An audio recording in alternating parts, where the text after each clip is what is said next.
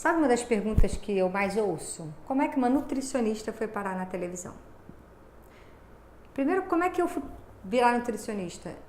Eu tenho uma história muito legal que é o seguinte: meu pai era médico e ele não queria que eu fizesse nutrição. Antes de fazer nutrição, eu fiz comunicação. Olha a coincidência. Na verdade, antes disso, eu era estudante, como muitos de nós, e eu não era boa aluna na escola. Repeti de ano, ficava em recuperação. E eu tinha um argumento muito bom com meu pai, que era o seguinte: eu falava, pai, essas coisas não fazem sentido para mim. O que eu estudo aqui não me diz nada. Você vai ver, quando eu entrar na faculdade, eu vou ser uma ótima aluna, porque as coisas vão fazer sentido para mim. E eu sempre fui ligada a esporte. Então, durante uma época eu queria fazer educação física. E aí eu resolvi, sei lá por quê, fazer comunicação. E fui. No primeiro período eu repeti 5 das 7 matérias que eu fiz. Que argumento eu teria com meu pai nesse caso? Mudar de faculdade. E aí ele era médico e achava que nutrição não ia dar dinheiro nunca para ninguém e que não era uma profissão do futuro. Beleza, pai, mas é o que eu amo, é o que eu gosto de comer bem, eu quero trabalhar com atletas, quero fazer nutrição esportiva. Aí meu pai fez o seguinte, ele trabalhava no INCA, no Hospital Nacional do Câncer, no Instituto Nacional do Câncer. Ele falou o seguinte: você vai passar um dia com o nutricionista do hospital, para você entender como é que é o dia a dia do nutricionista, e aí depois, se você quiser continuar, beleza. Lá fui eu.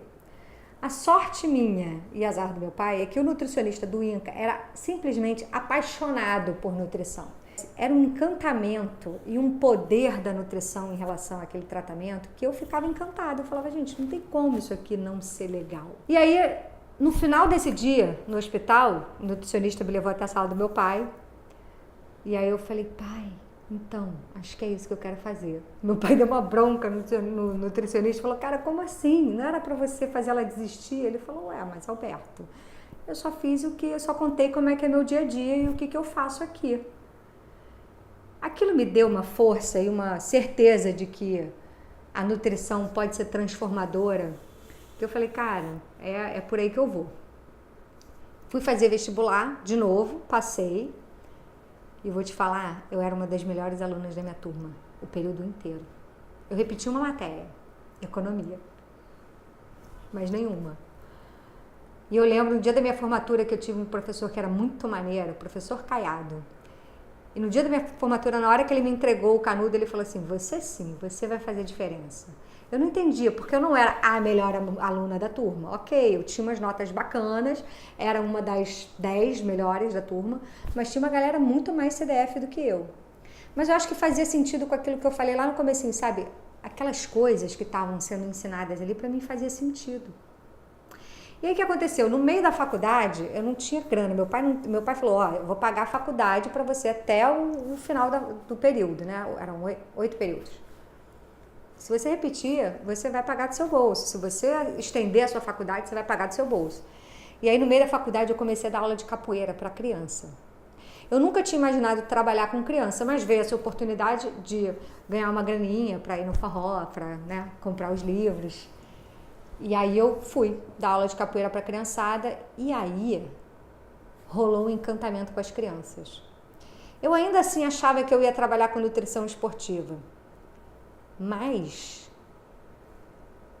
o entendimento e a facilidade que eu tinha de lidar com aquelas crianças era uma coisa que eu mesmo me assustava. Eu não me dava conta de que para algumas pessoas era tão difícil isso. E eu fui indo. Eu lembro que chegou um dia, criança é um negócio que se você não ouve o que a criança está querendo te dizer, você acha que a criança é chata, que a criança é sem limite, mas se você ouvir, trocar uma ideia de igual para igual, faz toda a diferença.